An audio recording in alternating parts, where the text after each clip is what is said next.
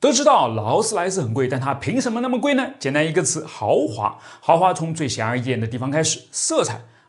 你说的不过就是喷漆的颜色嘛？不，在劳斯莱斯的厂里面呢，说喷漆那是在侮辱人。正确的叫法是表面处理，是不是一下子就高级了许多？尽管他们的确就是在喷漆啊。我是火箭叔，今天我们就从几个方面来了解一下神秘的劳斯莱斯是如何将豪华进行到底的。接着刚才的喷漆不应该叫表面处理说起在劳斯莱斯的工厂里有44000种不同的颜色可以供你选择。当然，作为富豪，你的时间很宝贵，所以一般情况下，你干嘛要花时间来纠结到底选什么颜色呢？不如让工程师们花时间来调出你所喜欢的颜色好了。你最爱的一件古董家具的颜色，你最喜欢的一支口红的颜色，你最宝贝的宠物狗狗的毛色。是的，甭管他们是用 DNA 技术还是其他什么神奇的化学手段，劳斯莱斯的工程师们总能精确地复制出你所指定的颜色，而且从此以后这个颜色就专属于你了。给它起个好听的名字因为指不定下一个大富翁正好就看上你的颜色了。你总不希望劳斯莱斯的客服一本正经地告诉他，先生女士，你真是太明智了，这个叫做咱们村田坎上的狗屎黄的颜色简直太配你了。好吧，接下来呢就是把它们喷到汽车上面了。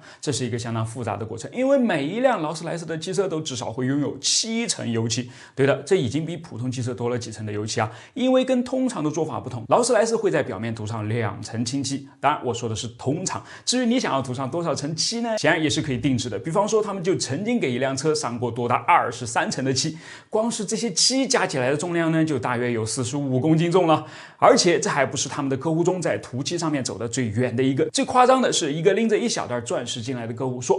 我想要更闪亮一些，于是工程师们就接过这1000个钻石，把它们压碎磨细，注入到涂料当中，然后冷静地喷上车身，全程不带一点手抖，这淡定厉害。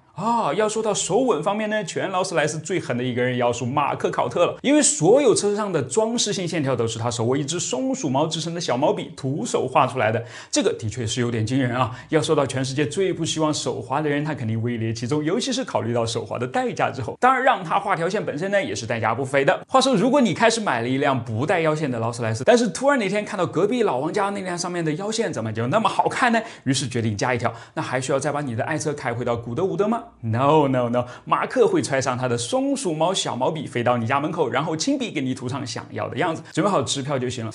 应该是可以扫码的吧？当然，我们刚才说的都还只是外观，至于内饰方面，豪华程度和花钱程度都只增不减的。你要是愿意的话，完全可以把劳斯莱斯变成一座移动的美术馆。仪表盘可以委托艺术家使用各种各样的材料为你专属定制，包括这个把你的 DNA 序列图用 3D 打印出来，然后涂上黄金镶到仪表板上，如何？星空车顶也是一个亮瞎人眼的惊艳设计。那么把你出生的星座编织到头顶上去，如何呢？全车刺绣也可以由你说了算。其实对于劳斯莱斯来讲呢，这个步骤是没有所谓的标准流程的，因为每一个客户的设计都是独一无二的。迄今为止，劳斯莱斯做过最复杂的刺绣呢，是一个叫做玫瑰魅影的项目。为此，他们在皮革上缝了100万针，精确的设计出每一个细节，营造出极其丰富的画面层次。坐在这样的汽车里面，大概跟坐在一个真正的美术馆里面没有太大的区别了吧？除了它能跑。对了，为了不影响你在里面欣赏满眼的艺术呢，劳斯莱斯的车身周围布满了总重达到130公斤的隔音材料，甚至在车轮里面也用上了特殊的泡沫填充材料，